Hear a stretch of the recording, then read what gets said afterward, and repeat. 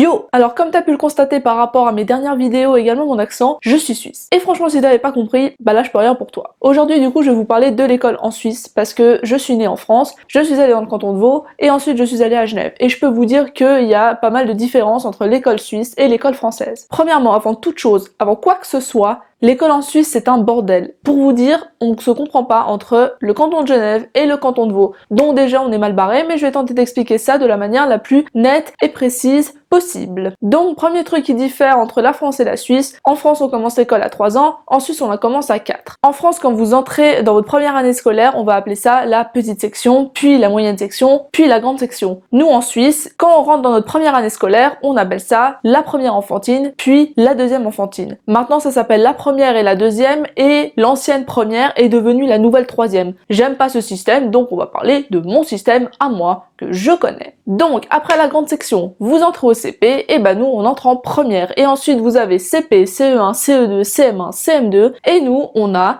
la première, deuxième, troisième, quatrième, cinquième. Ensuite, on a la période de la sixième, qui est la même, voilà. Sauf avec le nouveau système Armos. Et oui, parce qu'en fait, le seul point commun qu'on avait entre la France et la Suisse, ils ont décidé de l'éradiquer et dire non, la sixième, on connaît pas, nous, ça s'appelle la 8e. Non, moi je suis contre. Avant, on appelait ça la 6e et c'était beaucoup plus facile et au moins tu pouvais dire aux Français, alors, c'est comme la 6e, sauf que c'est 2 ans après. Et là, ils comprenaient. Et maintenant, tu fais comment? Tu peux pas. Je préfère mon ancien système et je vais y rester. En France, quand vous avez terminé votre 6e année, vous allez à ce qu'on appelle le collège. Et ben nous en Suisse, après la 6e primaire, on appelle ça le cycle d'orientation. Voilà, et vous, autant le collège est sur 4 ans, nous le cycle est sur 3 ans. Normalement, on finit le cycle d'orientation vers à peu près 14-15 ans, et ensuite on entre en école post-obligatoire. Voilà, alors qu'en France, vous avez de la 5e à la terminale, si je me trompe pas, où vous êtes en école obligatoire et ensuite vous choisissez si vous allez à l'uni. Et ben nous, non, à partir de nos 14-15 ans, on peut choisir dans quelle école on veut aller. Vous allez dire 6e, 5e, 4e, 3e, seconde, terminale. Et ben nous on va dire 6e, 7e, 8e, 9e. En Suisse, quand vous êtes en 7e, en 8e et en 9e, vous avez 3 possibilités de classes où vous pouvez aller. Les A, les B et les C. Grosso modo, les A c'est les forts, les B c'est les moyens, les C c'est les nuls. J'aime pas dire ça comme ça, mais c'est comme ça qu'on avait toujours été classés entre guillemets et oui, voilà. Les A c'est ceux qui avaient les bonnes notes, les C c'est ceux qui avaient des très mauvaises notes, ou alors c'est ceux qui venaient d'arriver en Suisse. Là déjà, le système est différent par rapport au canton de Vaud parce que au canton de Vaud, vous ne commencez pas le cycle à partir de la 7e, mais vous commencez le cycle à partir de la 5e. Du coup, vous avez de la 5e à la 9e dans une même école au lieu de 7e et 9e. Ils ont fait ça comme ça,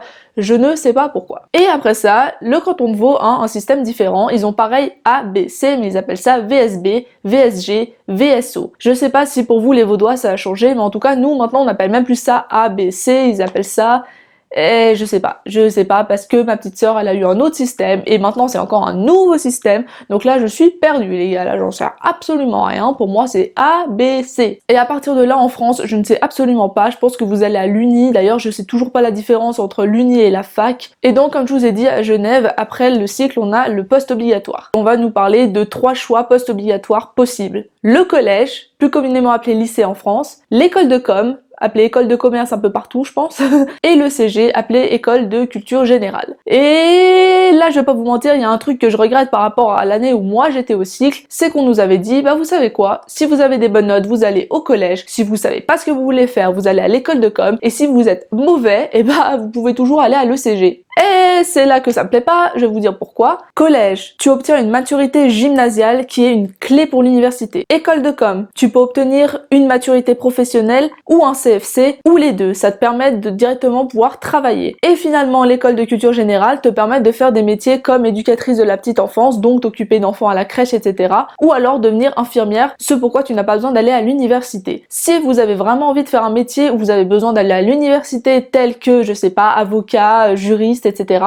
Oui, vous n'avez pas le choix. Je pense qu'il va falloir que vous fassiez une matu gymnasiale, donc que vous alliez au collège. Mais honnêtement, si vous avez envie de vous occuper d'enfants dans la crèche, vous n'avez en aucun cas besoin d'aller au collège, même si vous avez des bonnes notes. Non, c'est pas comme ça que ça fonctionne. Et d'ailleurs, je vais vous parler dans une prochaine vidéo, moi, de mon parcours scolaire, mais j'ai envie de vous expliquer dans cette vidéo pourquoi, à mon sens, l'apprentissage et l'école de commerce sont plus bénéfiques que le collège. En gros, comme je vous ai expliqué, le collège, ce sera un cursus de 4 années. Quand vous sortez sortez du collège, vous n'avez aucune expérience professionnelle et un diplôme qui ne vous permet pas de travailler directement. Si vous allez à l'école de commerce, vous allez avoir deux choix qui s'offrent à vous. Soit vous faites le système dual par le biais de l'apprentissage, donc ça veut dire que sur 3 années, vous allez faire 2 jours école, 3 jours de travail, ou alors vous faites ce qu'on appelle la MP3+1, qui est 3 années à l'école et 1 année complète au travail. Pourquoi pour moi la voie de l'apprentissage est plus bénéfique que le collège? Premièrement, vous faites que 3 années. Deuxièmement, vous avez un salaire. Troisièmement, vous avez une expérience professionnelle. Quatrièmement, vous avez 1 voire 2 diplômes qui prouvent que vous pouvez travailler immédiatement. Et cinquièmement, vous avez une passerelle d'1 an à faire seulement si vous voulez aller à l'université. Je trouve que c'est beaucoup plus bénéfique. J'ai des gens dans ma classe qui ont fait, bah voilà, école de com également, et qui maintenant sont à l'université pour faire des études de psychologie. Donc vraiment, grâce à la passerelle, vous pouvez tout faire et en plus de ça, avoir l'expérience, les diplômes et seulement 1 an et paf, vous êtes à l'uni. Franchement, je trouve que c'est beaucoup plus stylé. Après, évidemment, j'insinue personne de faire telle ou telle école. C'est vous qui le sentez. Autre chose qui diffère par rapport à l'école française en Suisse, et ça c'est partout en Suisse,